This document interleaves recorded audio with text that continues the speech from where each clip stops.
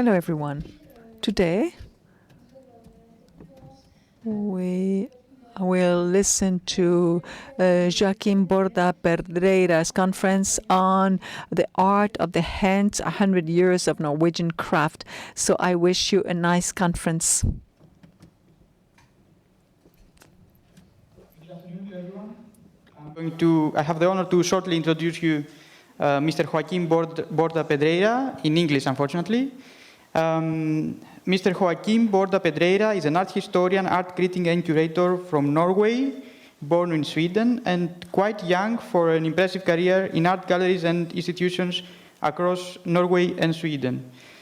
First of all, he studied at Universitet i Lund, Goldsmith College, Tromsø Universitet. He has been art editor of Plaza magazine in Stockholm, founding director of the Boiler Room Gallery, an independent showroom in Oslo, head curator of the Arts Festival of North Norway, and director of several other art institutions in Norway, such as the Association of Art Centers in Norway and Gallery Format Oslo. He has written at Kunstkritik and Sydsvenska Dagbladet. He is currently, and until 2021, the director of Ram Gallery in Oslo. Ram Gallery focuses on the intersection between contemporary art, arts and crafts, and design from Scandinavia and beyond. This year, the Ram Gallery celebrates its 30 years anniversary. Thank you very much. Yes, so thank you for that, that introduction. I didn't consider myself to be that young curator, but I guess I am in some ways. In spite of the wide scope suggested by the title of this talk, I don't intend to give an exhaustive survey of Norwegian craft and design, but rather offer a few glimpses of the very rich artistic legacy that up till now have been severely overshadowed by its Scandinavian neighbors, Denmark and Sweden.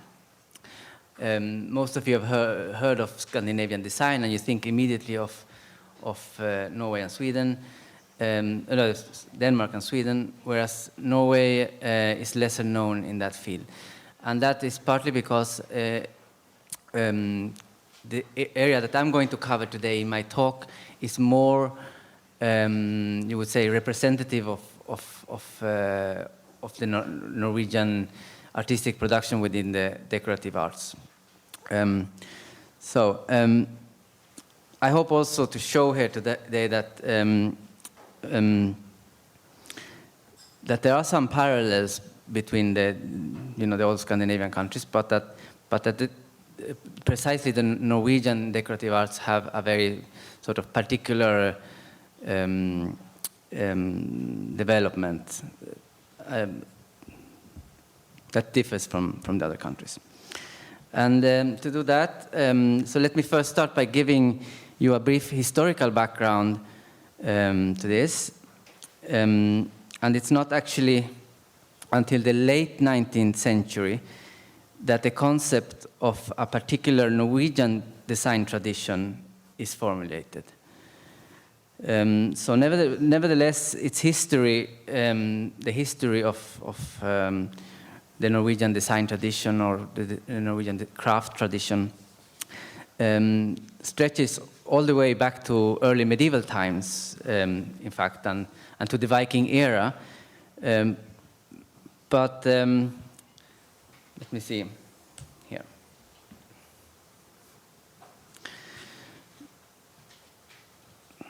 So unlike many other European countries, and in spite of being under Danish or Swedish control for roughly 800 years, which Norway was, still, in spite of this, Norway has kept pretty much the same national borders for almost 1,000 years. So the territory that is now Norway was also Norway in the times of the Vikings or early Christianity in Scandinavia. And in spite of this relative isolation, because it's at the end of Europe, or you could say the far end of the world even, it is still clear that from the earliest recorded history, Norwegians had a very intensive contact with nations and cultures as far away as Persia, actually. And that was a contact that went through both trade and also conquest. Conquest through the Vikings, obviously. But the Vikings were also a tradespeople.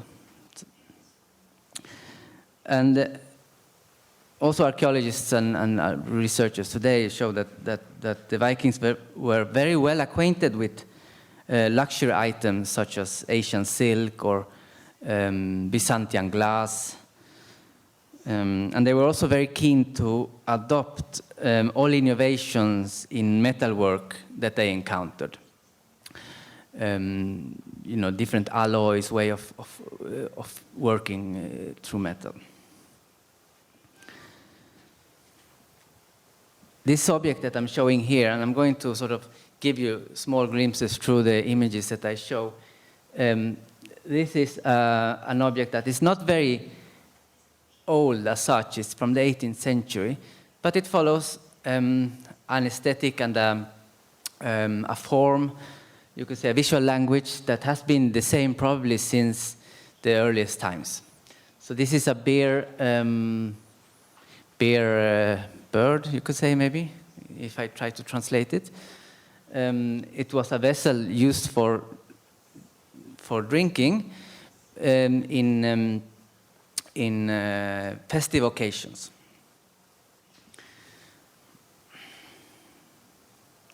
So by the time Christianity enters into the scene in the 10th century, there is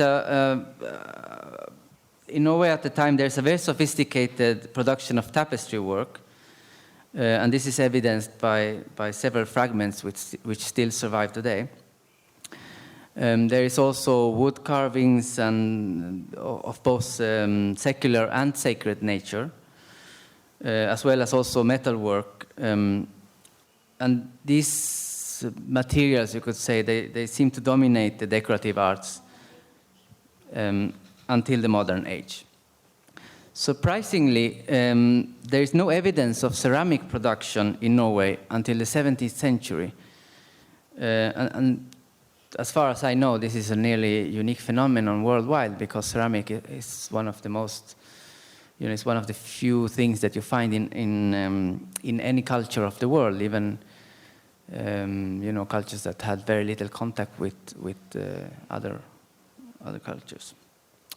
That is not to say that there were no ceramic in Norway at the time, but it was mostly imported from other countries, and there's even been found ceramics from Turkey and from Persia. And the long period of almost 6 centuries between the end of the Viking era and the Napoleonic Wars, Norway was under Danish rules. And that meant that in effect it was a Danish province. And the absence of a proper court, you could say a royal court and a feudal aristocracy, must have limited the market considerably for the sort of very exclusive decorative arts that you find in other European countries at the time.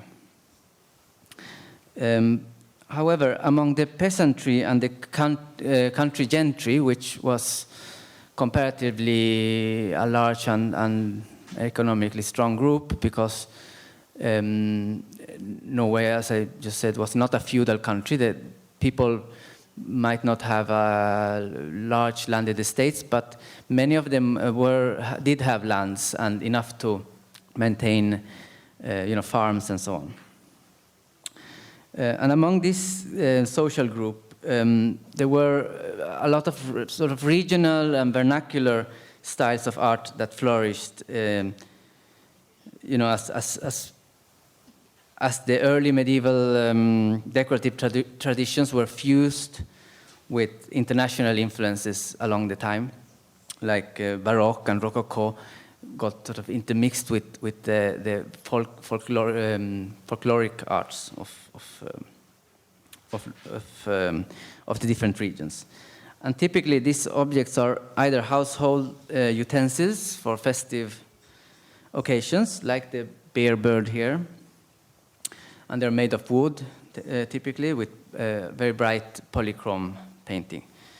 And this particular object like this one was not something that poor people would have, or this is something that belonged to probably, you could say, someone living in a family in a country farm that had their own lands. They had people working their lands. And each person in a family, men usually, would have their own drinking vessel like this that in festive occasions was put in the bowl. And this follows an old way of drinking and partying where you would have a bowl filled of beer.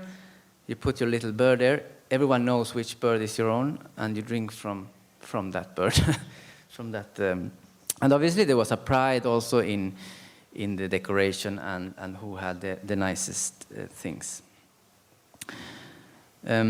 This tradition that has a sort of archaic or folkloric style is maintained, over a long period of time. I think until at least 1840, when the international styles like Biedermeier becomes a norm among the provincial bourgeoisie. So the mid to late 19th century in Norway is distinguished by, as also in the rest of Scandinavia, by the effects of industrialization and mass production. As a wide range of household items and decorative objects are imported rather than made at home from countries like Germany, Denmark, and Britain. And these important objects dominate the market in Norway at the time. There were a few attempts to create a domestic industry in the 19th century that could produce objects that could compete with imported goods. For example, there was the founding of the glass manufacturer Hadeland Glassverk, which was founded in the early 19th century, I think 1812, but I should have checked my memory. And then there was the porcelain factory of Porsgrunn, which was also founded in the early 19th century, that introduced more industrialized ways, you could say, to produce household objects like dinner services and drinking glasses, wine glasses. During most of the 19th century, however, these two factories that were the dominant ones produced mostly copies of foreign models of stemware or dinner services, usually typical German or English models of glasses. So you couldn't distinguish them really as something particularly Norwegian. By the end of the century, however, as the Norwegian opinion increasingly demands independence from its union with Sweden, something that was mentioned in the earlier talk here, artists begin to look for ways of formulating an autochthonous or native art, you could say, also within the decorative arts field. As an ideological program, this is closely connected to Romanticism and in particular to National Romanticism, which at the same time in Norway was upheld by painters like Adolf Tiedemann and Hans Gude, who were looking towards the Norwegian peasantry, in the small farmer culture, for subject matter that could inspire and envision, you could say, create a vision of the truly Norwegian lifestyle or life, you could say. This next image, as you see, is by an artist called Gareth Moon. He was also a painter, but his foremost contribution was within the decorative arts. He was inspired by the British arts and crafts movement, and especially the writings of William Morris. And in line with those ideas, he looked, Munthe as it's called, looked for inspiration in the pre-modern times. And like Morris, he was also very concerned with the threat from that mass production posed to the traditional crafts of the country. The Viking sagas and the arts and crafts of the early Christian days offered to Munthe, you could say, the raw material for a more homegrown Norwegian aesthetic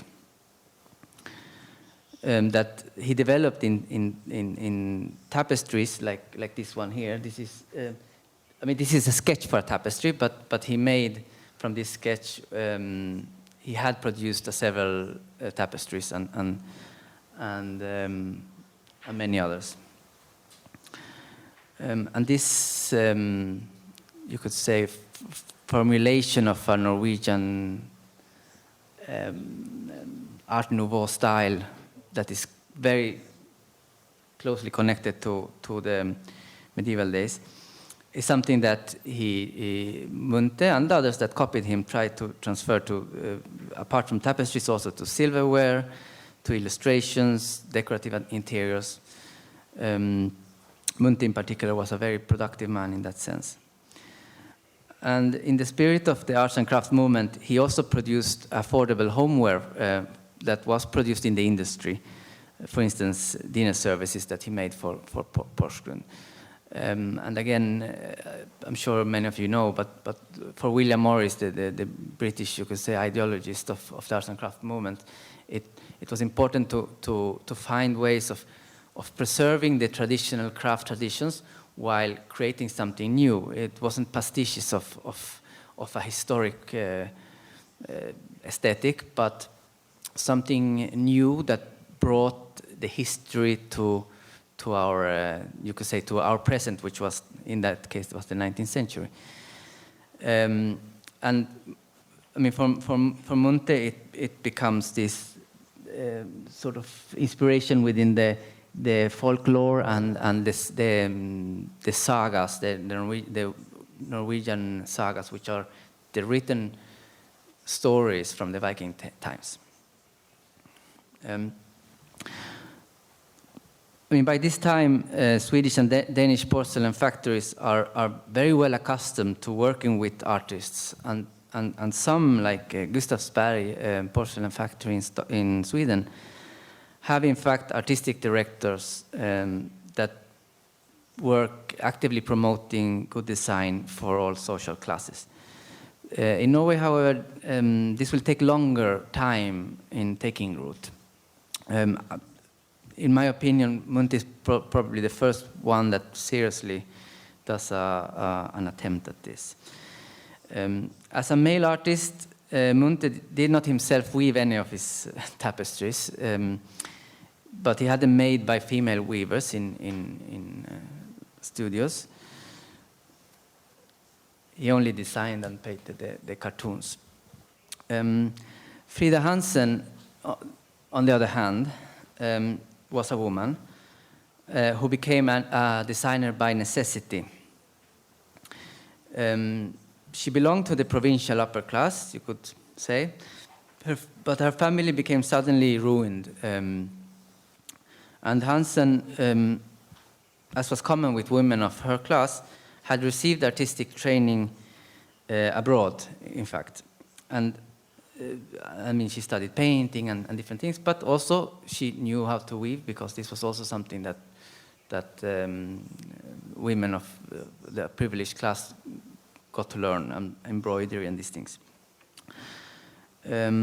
So to sort of come out of her financial troubles, she and I have to also mention, like a parenthesis, that her husband, she was married, but he in the ruin and everything, he was in jail for his death and so on. So she was something quite unusually as a upper class woman that was on her own, you could say.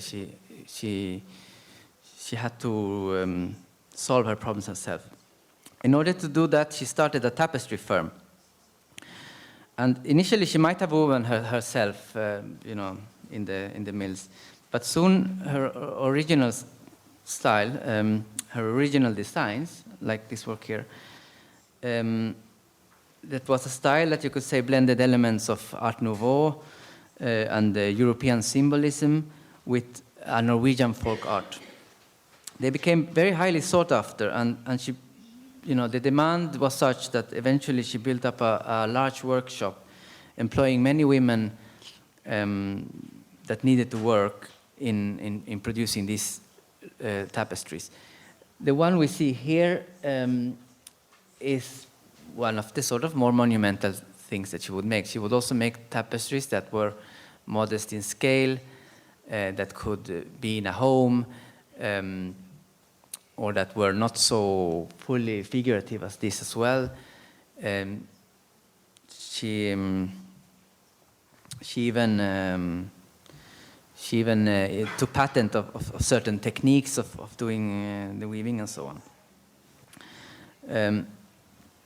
Hansen has recently been the object of art historical reevaluation, and now she's considered an important pioneer.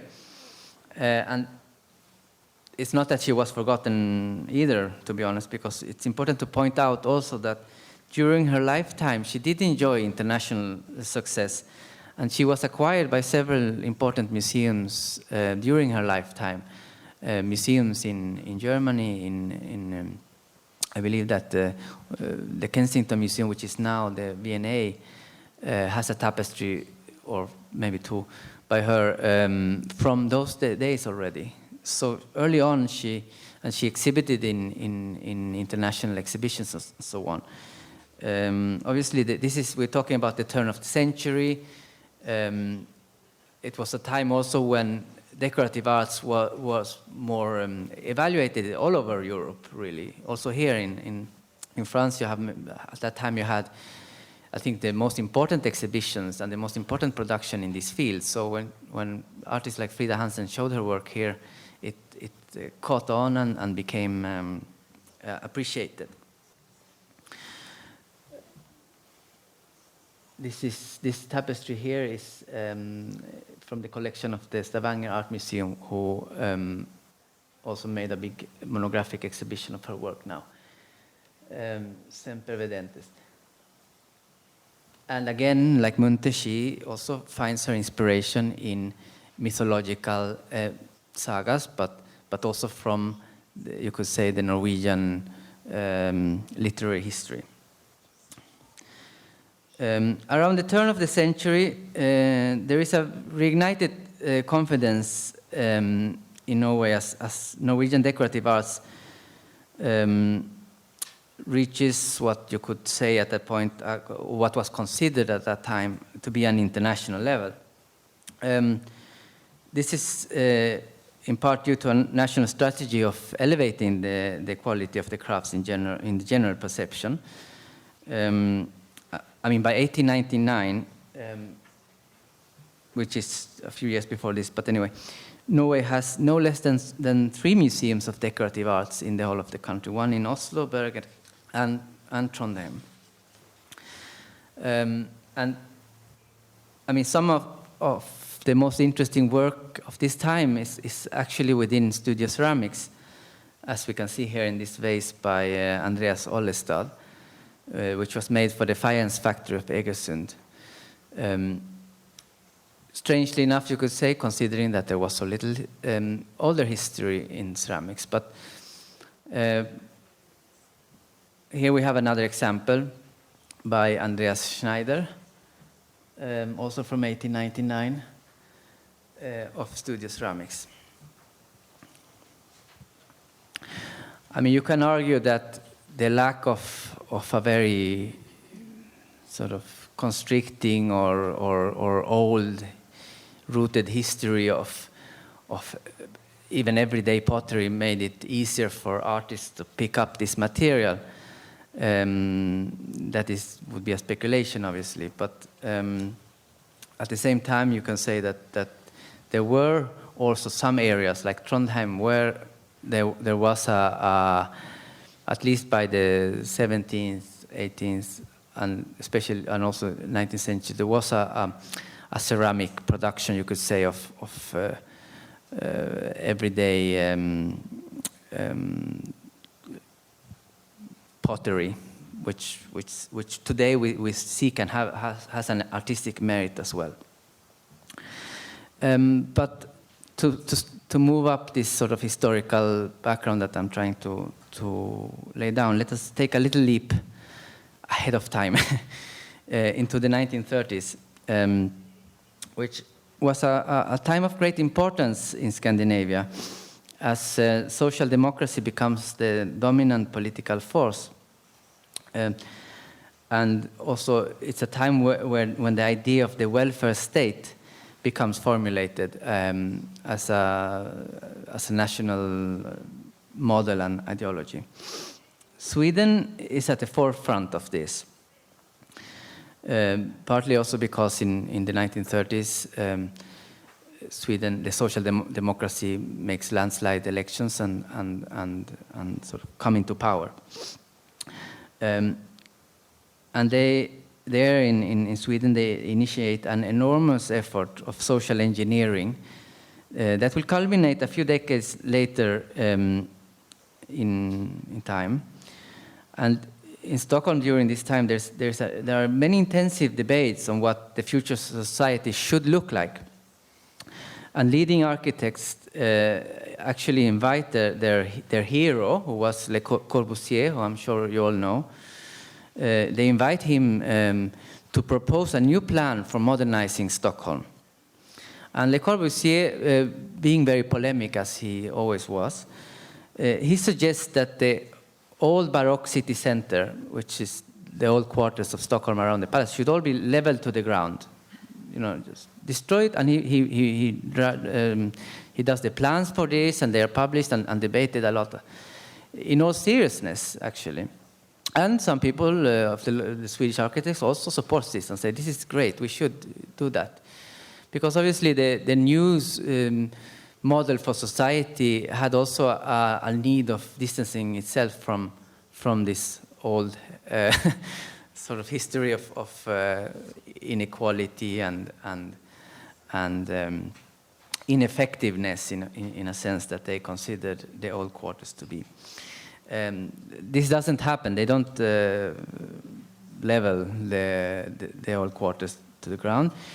But the ideas of functionalism takes a very strong hold of the public mind and becomes the official norm in Sweden, in fact.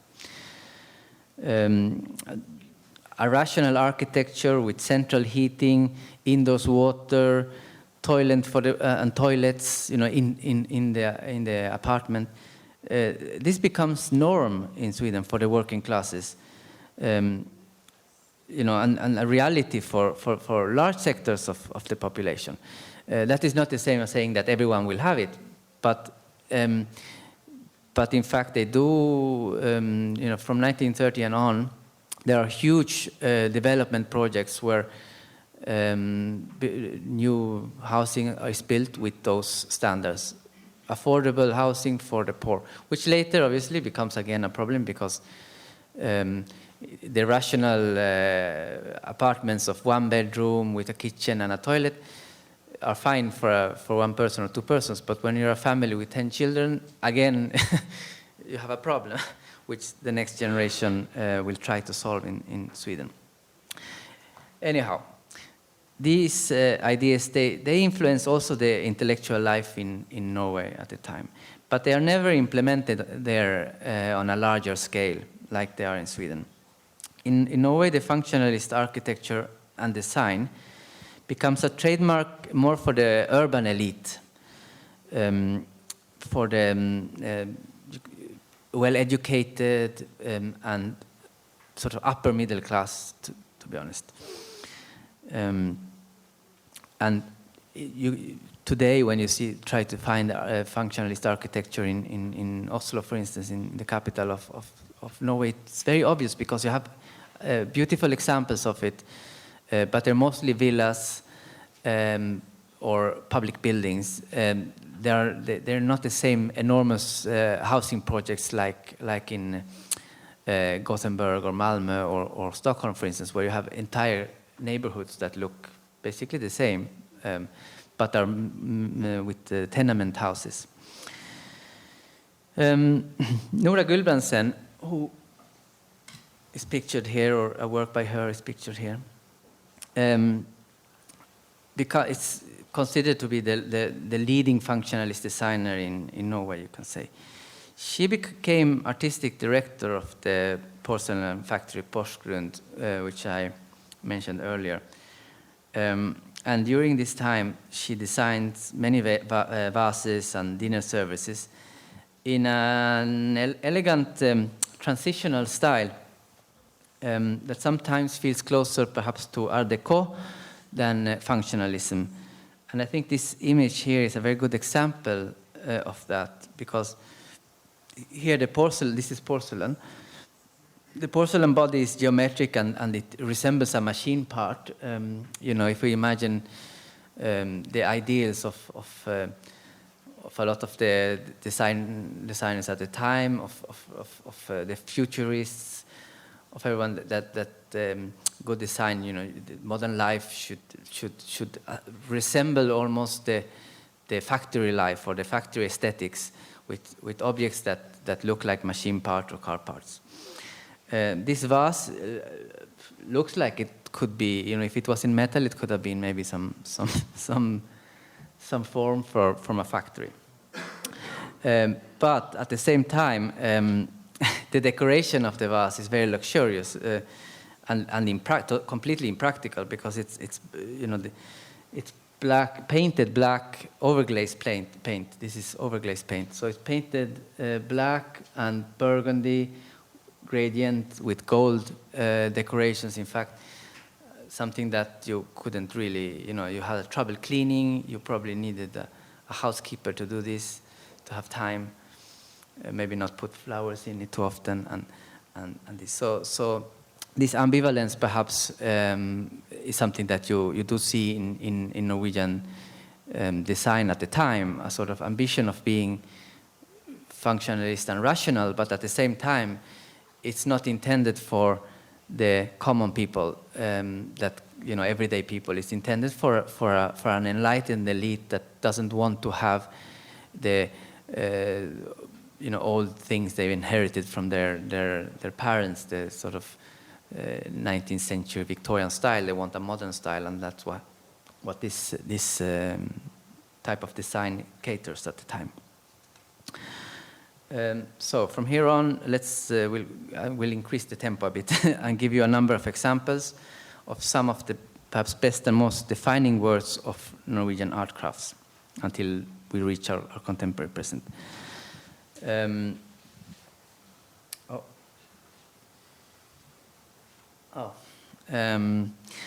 Norway suffered a great deal under the Second World War, and it was occupied by Germany between 1942 and 1945. And here we see a tapestry by Hannah Ryggen, whose tapestries were shockingly frank commentaries on the war and the politics of her day. On this example here, and this is, as you can see from the date, 6 October 1942, it's when Norway was occupied, made a year after, still under occupation. Here we see Hitler attacking Norway. Hitler is flying there in the corner with, I don't know if it's weapons or something, with Churchill holding a speech in the middle. Almost a comical and maybe a bit surrealist imagery of the occupation, but it was also a strategy of being political in a time when this was very, very dangerous. Ryggen's husband, who was also an artist, was in fact put in concentration camp for being a political threat or supposed subversive during the occupation.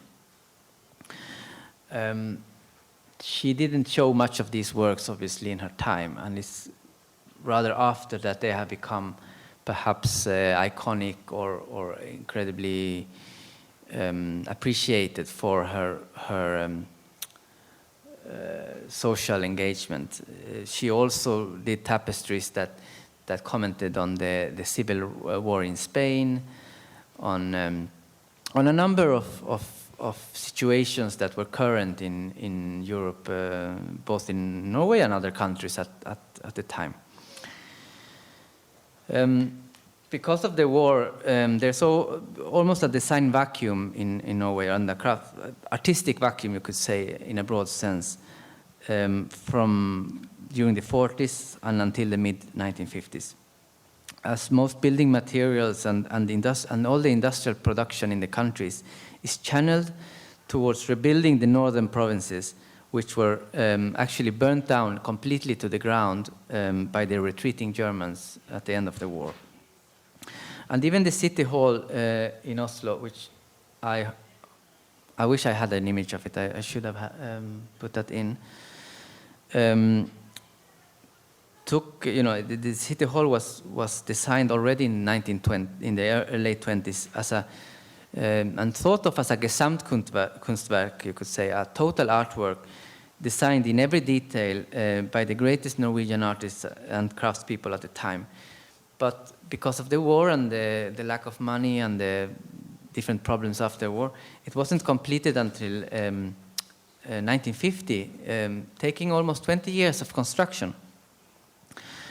And although today we appreciate its aesthetic qualities, especially the interiors must have been or seemed old-fashioned and anachronistic already when it was inaugurated in 1950s, because they showed it was murals and tapestries and things like that were conceived in the early 30s, late 20s, and had the aesthetics of that time.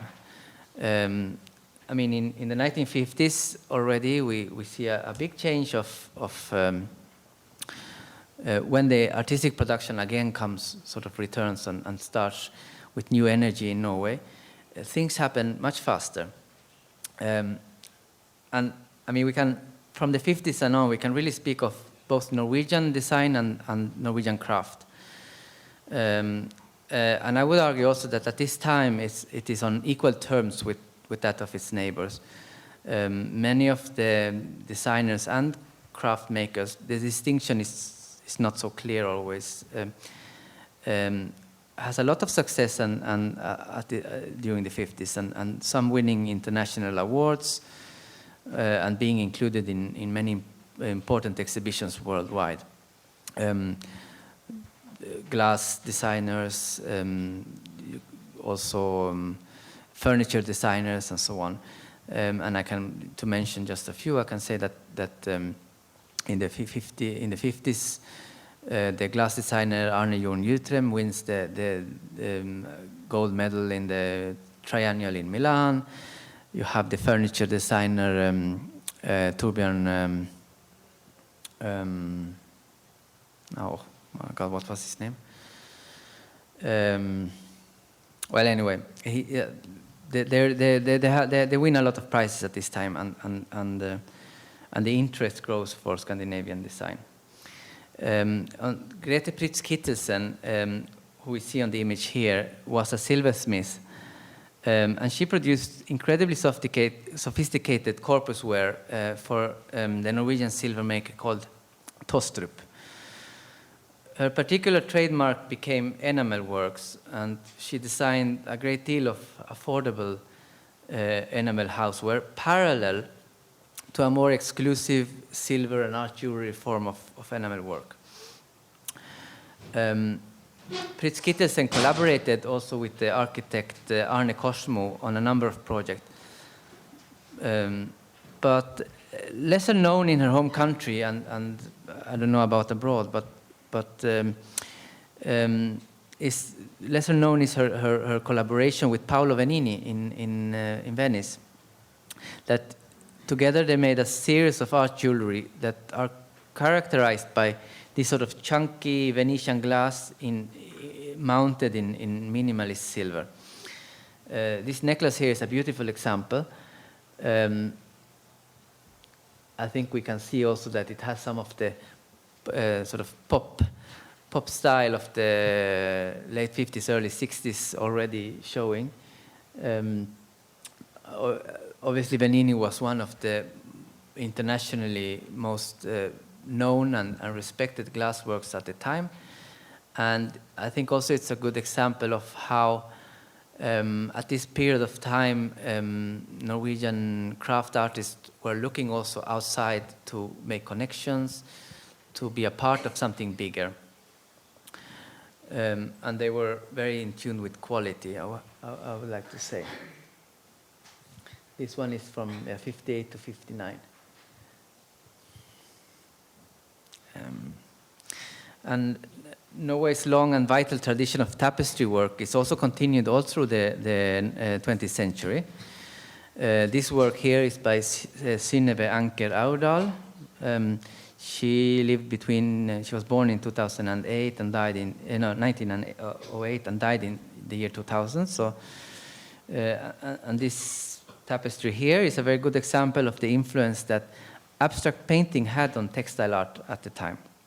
In fact, it can be argued that Norwegian textile artists were even quicker to assimilate a non-representational visual language than were the contemporary painters of the time. In fact, if you look at in any art historical book in Norway that is published previously before 2011, you would see that there's very little abstract art in the sort of service of the 50s, 60s and 70s. A handful of artists. That's not the same as saying that there were no artists working in this language, but they were not really considered to be the primary representation of the art of their time. Recently, there have been obviously art historians trying to reevaluate that view.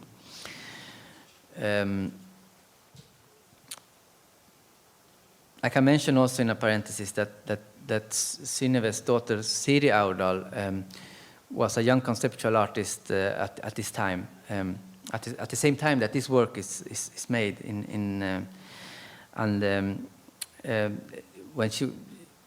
but she was completely neglected by the art world for a long time, and special art historians until just very recently, when she was included in the Venice Biennial in the Nordic Pavilion in 2017 with an installation that she originally conceived and produced in 1969. So, yes, 2 years after this work here. A work that had never, she had made it and it had been shown and completely forgotten, and then reproduced exactly like it looked in the 60s. It suddenly made an enormous impact. Ceramic artist Leif Heiberg Myrdam, he was an innovator. We see him here, a work by him here. He was an innovator that nevertheless followed, you could say, the great vessel tradition. The color palette of his glazes, the asymmetrical shapes that he made, like this one here, represented something new in Norwegian pottery, while at the same time he was clearly under the influence of Bernard Leach and Shoei Hamada, which were the great studio potters in the world at this time. And like them, Myrdam proposed that the idea that the true beauty of an object is found in its imperfections. You see, that the imperfect work was really where you could find beauty, not necessarily in the most symmetrical or perfect object. And this idea is something that became very strong in the contemporary Norwegian studio pottery, and lasts still today. Maybe even today it's even stronger, I have to say. It's become like the core of the Norwegian studio pottery. Tone Vigeland, who we see, this is a necklace from 1980. I think if you would put it on, it would be like something quite chunky and voluminous. It's almost like an object. If you would put it on a table, it's like a sculpture almost. She's recognized as a key figure in Norwegian post-minimalism, in fact. And initially, she made unique art jewelry like this necklace here, as well as some simpler designs of everyday jewelry that for firms like Plus and Tostrup that were in production and were more accessible perhaps to the common people, whereas this necklace here is a unique art jewelry piece that she would typically make for commission or maybe for a one-off. She never repeated her forms either. Like she never made editions of the works that she considered to be art jewelry. Vigeland, as far as I know, only works in silver and sometimes in lead when it's the sculptural works that she makes. In the recent decades, she has abandoned making wearable art like these jewelries and now only produces sculptural objects that are very minimal in its aesthetics. And this is to the extent that she still makes works because she's obviously an older lady. And as an anecdote, I can tell you that before I myself got married, my partner and I, we tried to convince her to make a ring for us, the wedding ring.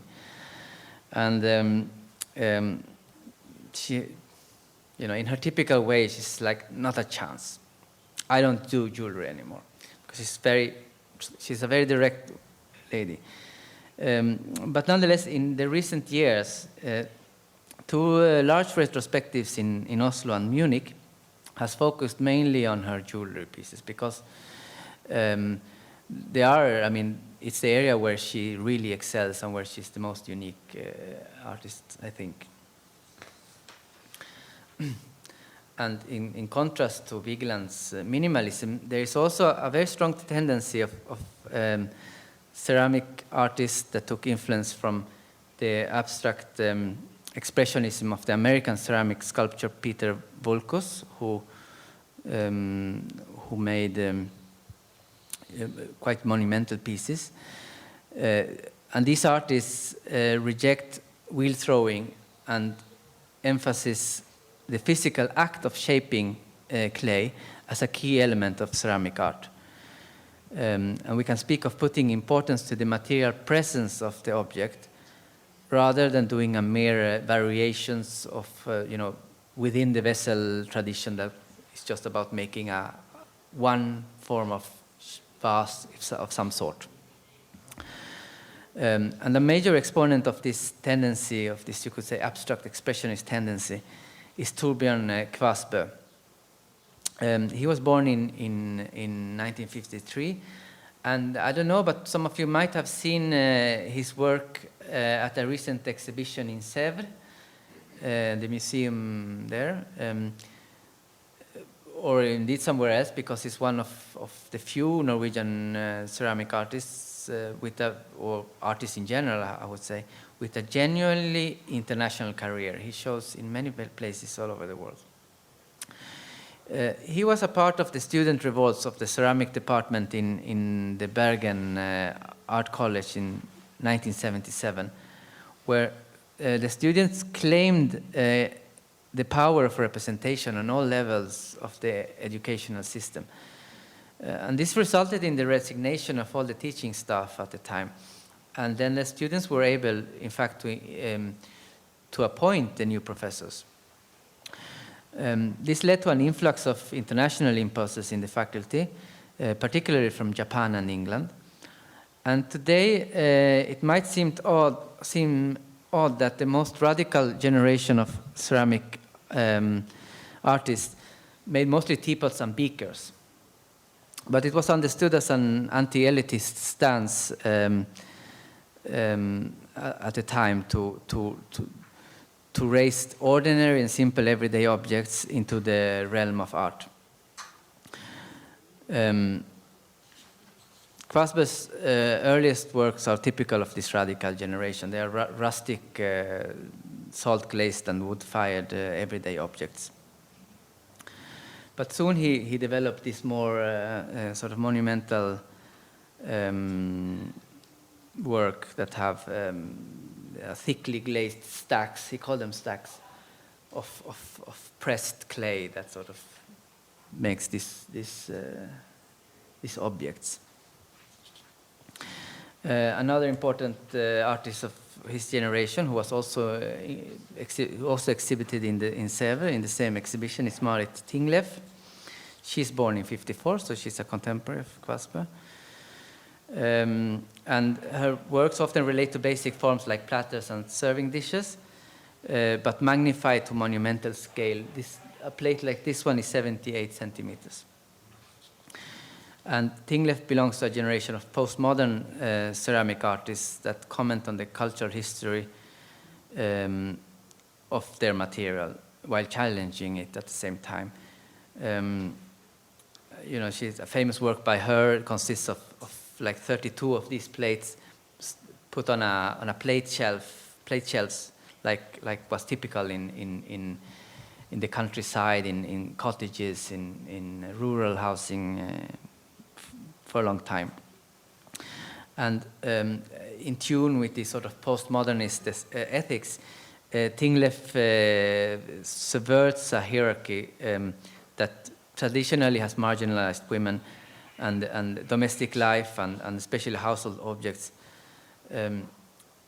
intended for kitchen, that has had a low status because of their connection with female labor. So she tries to turn that upside down. And the question of cultural hierarchies and marginalization has a very great actuality today, as most Scandinavian countries are confronting the treatment of their traditional ethnic minorities, and in particular the Sami people in Norway, Sweden and Finland. Or in Denmark, it's the Inuit people. Pictured here, we see a work by Aslaug Juliussen, who was born in 1953. She belongs to a family who, as a consequence of the official policies in Norway, at that time when she was born, they suppressed their Sami roots. So, like many other assimilated Sami of her generation, she eventually tried to reclaim her culture. She married into a traditional rain-herding family and moved to the Sami community of Karasjok. But before that, Juliussen studied at the Arts and Crafts College in Oslo, in the tapestry department, actually as a student and assistant of Synnøve Anker-Aurdal, which I already mentioned before. So after Juliussen moved to the Sami community, she developed a completely new direction in her work. And from having made tapestry, she began experimenting with materials such as leather and horn from the reindeer, materials that are very fundamental to Sami craft and have been for centuries. The Sami are an indigenous nomadic tribe in the north of Scandinavia, who has rain herding as their traditional way of life. These materials Juliussen combines with both found and manufactured materials and make these highly original sculpture works like these ones here. And to me, her work speaks very clearly of alienation, of otherness, which is an experience that many minorities suffer in modern society. I'm running slightly out of time, so I will just skip over. This is another contemporary piece. This is an art jewelry, also very typical of the sort of Norwegian way of working with material, liv blåvarp. It's made of simple materials, wood, bone, things that are not exclusive necessarily like silver or gold. Again, ceramic. My last image here is is of a tapestry by Kristin Sæterdal, who is a contemporary artist who works in the most traditional flat weaving technique. It's the same technique that basically that's been, from the oldest tapestry that I showed you, it's until now, it's basically the same way of weaving it. But her imagery, the images that she weaves, comes mostly from science fiction and from comics. And we see in this tapestry here, we see a dystopian landscape as seen from a spaceship control room. You can imagine that you're sitting in the spaceship and looking out in this landscape of a planet, maybe different planets somewhere, or after some of her tapestries have images of landscapes after a nuclear explosion or things like that. So something you could say very contemporary in the sense. But at the same time, the yarn that she makes to weave this tapestry is hand spinned. It's not commercially made yarn. She spins it herself. She dyes it using natural pigments. And as such, it's also a good symbol of how Norwegian craft still today is very rooted in its history, while at the same time completely innovative and untraditional. All of the works that I've shown you today are, or most of them, except from the vase by Nora Gulbrandsen, are in fact unique pieces, unique art pieces. And this is the very typical characteristics I would have to say about the Norwegian decorative arts, as opposed to the Swedish or the Danish ones, which although they had studio pottery and all these things there as well, the Norwegian, the Danish and the Swedish design industry often tries to rationalize their production. A famous ceramic artist like Wilhelm Koge in Sweden made studio pottery, but often it was a whole studio of men and women working, making the pottery. He would make one and say, do this 10 of them, do this 20. And that way rationalize production. Whereas the Norwegian way of working has usually been more in tune with, you would say, the autonomous artwork, the original artwork, where you make one work and that's it, and then you move on to make something else. And although it sounds more exclusive, it's still not really, the craft has not been something that necessarily is exclusive in the sense that it's only for the wealthy classes, but it's something that most people in a way can relate to. It's something that you would perhaps for a wedding or for a when you turn 50 years old celebration or silver wedding, it was a tradition or custom to come and to buy maybe some piece of craft for that person. So I'm going to end this little survey there. I hope you liked or found it was interesting to see some of the works, because I'm pretty sure that it's very unknown outside of Norway. So I hope you have a better sense of what the Norwegian crafts or decorative arts is for the last 100 years. Thank you.